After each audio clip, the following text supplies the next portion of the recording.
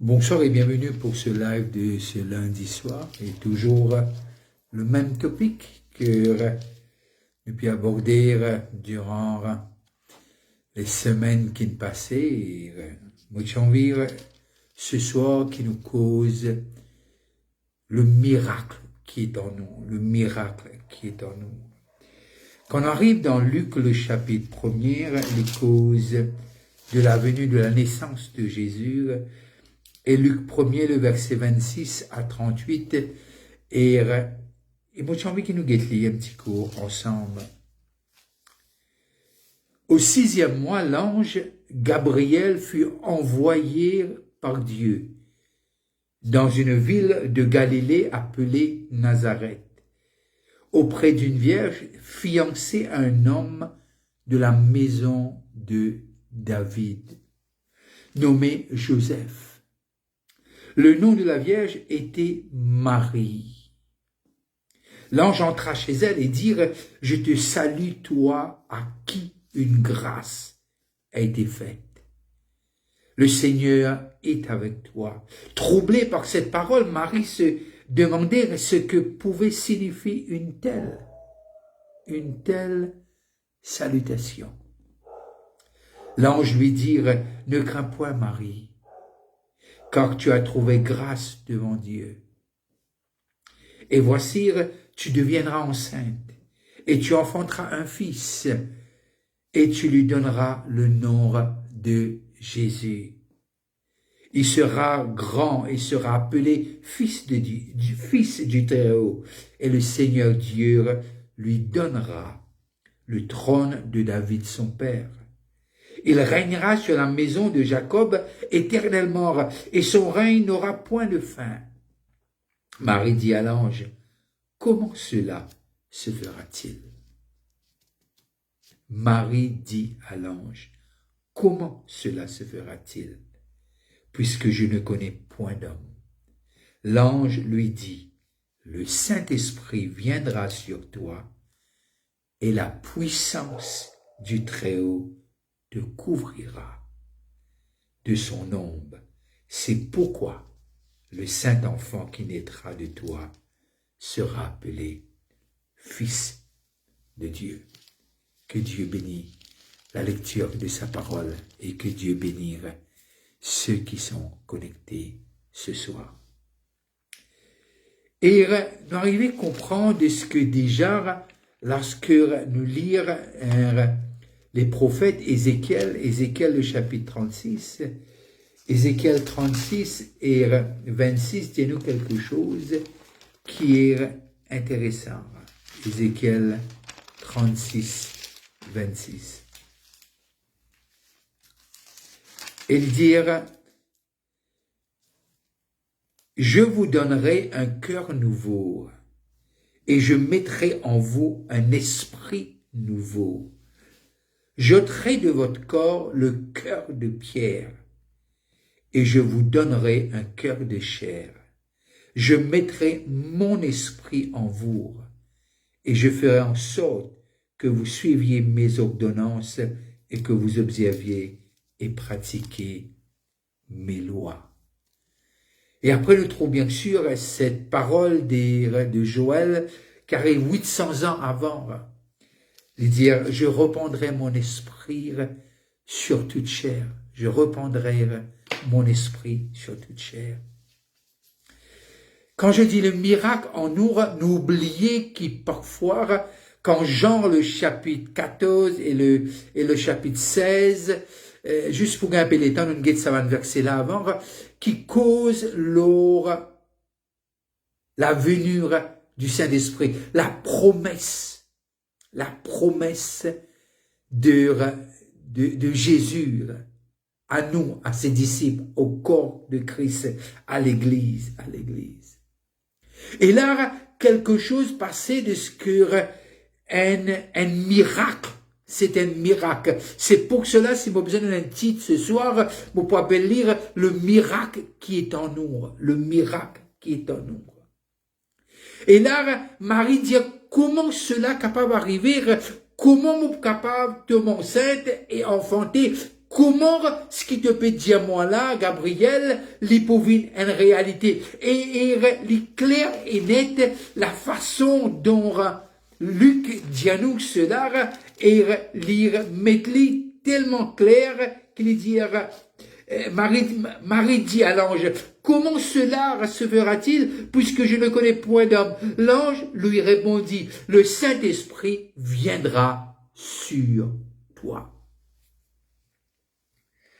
Elle arrivait à comprendre quand nous lisons le texte, lorsque Marie rencontrait Élisabeth, il y a quelque chose déjà en Élisabeth et l'enfant qui tressaillit. Et là, nous arrivons à comprendre de ce que l'Esprit de Dieu saisit une femme. Le nom est Marie. Qui veut dire, cette conception, cet enfant a pris naissance à travers l'intervention du Saint-Esprit en elle. Et pour moi, c'est un miracle parce que pour que l'Esprit de Dieu, l'arrivée de l'Esprit en nous à travers Actes des Apôtres, le chapitre 1er et le verset 8, et aussi nous vous trouvez le chapitre 2. Et simplement, moi j'ai envie que ce soir, nous arrivions à comprendre cette intervention de l'Esprit de Dieu en Marie pour la naissance de Jésus et l'intervention du Saint-Esprit en nous pour faire de nous l'Église, pour faire de nous vraiment le temple de Dieu. C'est un miracle que très souvent de fois ignoré. Pourquoi? Faute de connaissance.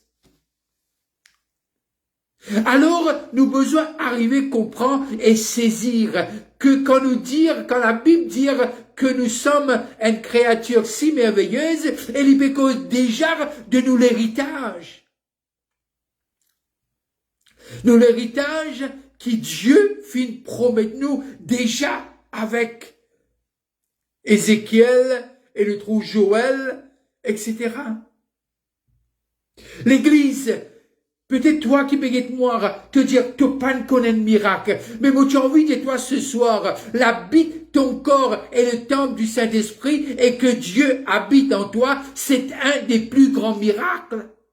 Bien qu'il y a la croix, bien qu'il y a la mer rouge fin ouverte, bien qu'il nous péchés fin pardonné, bien qu'il nous rédemption fin à la kir, bien qu'il nous lendemain rassuré, bien qu'il nos noms fin écrire dans le livre de vie. Oui, mais ce soir, l'habitation de l'Esprit en nous, c'est le miracle de Dieu. Un miracle qui parfois paraît paradoxal. Pourquoi? Il dit pas trister lire. Comment l'homme capable d'attrister Dieu, 3 fois saint, Dieu grand, Dieu puissant, Dieu omnipotent, omniscient, omniprésent. Et pourtant, lorsque Paul écrit, il dit pas attrister lui. Et qu'il veut redire par là, il redire pas félitrice. Ou bien il dit quench dans 1 Thessaloniciens 5, 9 à 22, il dit comme si dirait tu éteins le feu. Nous avons le pouvoir. Pareil comme Adam a un choix dans le jardin d'Éden, nous avons un choix pour éteindre la voix du Saint-Esprit, ou bien nous avons ce choix pour dire Paul, ton serviteur écoute comment Samuel dit à Dieu dans le temple. Alors, ce miracle qui très souvent de fois nous dire, mais non, nous ne pouvons aucun miracle. C'est une fausseté qui nous fait porter pendant trop longtemps. Parce que Dieu, c'est pour cela, quand il écrit à Colossiens, il dit Christ en nous l'espérance de gloire. Tout pour une attaque, un seul qui sauve dans nous la vie, c'est nous la foi. Quand nous la foi est atteinte, et nous arrivons à comprendre lorsque Jésus cause avec Pierre, lui dire que le diable, il en vire vraiment écrasoire, mais il dit aussi de ce que garde la foi et garder cette foi, veiller sur cette foi. Qui veut dire veiller sur cette foi? Continue de croire ce que Dieu a dit dans sa parole est vrai et amen. Ne laisse personne prendre ce rêve, cette promesse que Dieu a mis à l'intérieur de toi. Si nous arrivons à comprendre ce miracle, l'Esprit de Dieu en nous, waouh, tout change. Tout prend une autre ampleur, une autre dimension. Simplement parce que c'est quelque chose c'est quelqu'un qui est venu. Et Marie, et lorsque nous arrivons à comprendre, Marie expérience la présence de Dieu en elle pendant 9 mois. 9 mois. Et l'enfant est accouché, et puis elle accouche l'enfant. Mais après, dans la chambre haute, elle refait cette même expérience. Mais cette fois-ci, l'Esprit de Dieu vient. Pas pour concevoir, mais simplement l'Esprit de Dieu vient pour habiter, pour résider, pour faire de Marie le temple de Dieu. Pour faire de toi et de moi le temple de Dieu. Il y a quelque chose que je pense Marie a expériencé que peut-être nous, on n'arrivera pas à comprendre, de ce que lorsque Marie a porté Jésus et elle a porté Dieu en elle. Pour 9 mois. Je pense lorsqu'elle regardait Jésus, et Jésus était avec elle, Dieu était avec elle, parce que c'est le Fils de Dieu. Mais lorsqu'elle arrivait dans la chambre haute, il y a quelque chose, je pense que Marie a dû vivre, qu'elle a dit, waouh, cela me manquait tellement. De ce que Dieu en moi. Et c'est pas que pour Marie, elle n'est pas que seule personne choisir en qui Dieu veut demeurer. Et Dieu et Marie n'est plus là, mais que Dieu a demeuré en elle seule. Non, Dieu demeure en chacun de ceux qui croient que Jésus-Christ est Seigneur et Sauveur, qu'il est le Fils de Dieu, qu'il a payé le péché pour l'humanité et qu'il est monté au ciel et qu'il retourne bientôt pour nous prendre avec lui. Et cette espérance, cela peut être, nous capables d'être convaincus que par l'Esprit de Dieu. Il n'y a personne d'autre. Le miracle qui est en nous, c'est quelque chose qu'on doit savourer, qu'on doit prendre plaisir et qu'on doit aussi, jour après jour, grandir en le connaissant plus et laisse-lui la place pour nous montrer, pour nous diriger et pour nous emmener et pour être comme Jésus de jour après jour, de foi en foi, de gloire en gloire et de progrès en progrès. Et c'est lui seul qui peut le faire. Le miracle en nous. Le miracle en nous. Et très souvent de fois, on pitoie sur notre sort. Ah non, j'ai pas eu de miracle. Où est mon miracle? Qu'est-ce que mon miracle va venir? Ton miracle est en toi. Ton miracle habite en toi. Et il est venu, non pas pour partir, il est venu pour rester. Il est venu pour faire de toi son habitation, sa demeure. Il est venu pour communier avec toi, 24/7. Il est venu pour dire, je suis venu rester. Et c'est ça mon adresse. Et lorsque Paul arrivait, lorsque nous lisons dans 1 Corinthiens, le chapitre 3, 1 Corinthiens, le chapitre 3, de verset 16 et 17, et voilà ce qu'il nous dit. Ne savez-vous pas que vous êtes le temple de Dieu et que l'Esprit de Dieu habite en vous? Ne savez-vous pas?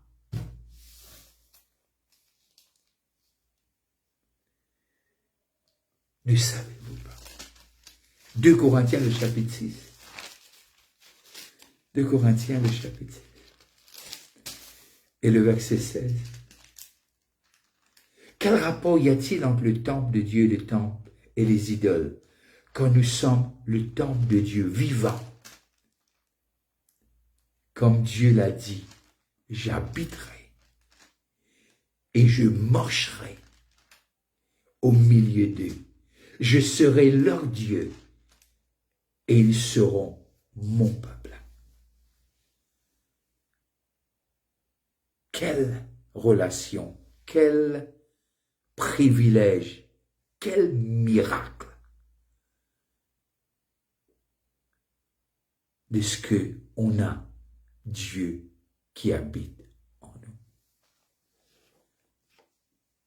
Je pense que on doit comprendre que pour que cela puisse devenir une réalité, il y a quelqu'un qui a souffert. Il y a quelqu'un qui a choisi de payer le prix afin que l'Esprit de Dieu puisse faire son habitation. Il peut venir et faire son habitation en nous. Il y a quelqu'un. Il a fallu que quelqu'un paye ce prix-là. Et il n'a pas hésité. Il a dit, si c'est possible, mais non, pas ma volonté, mais ta volonté, Père. Je suis venu pour détruire les œuvres du diable.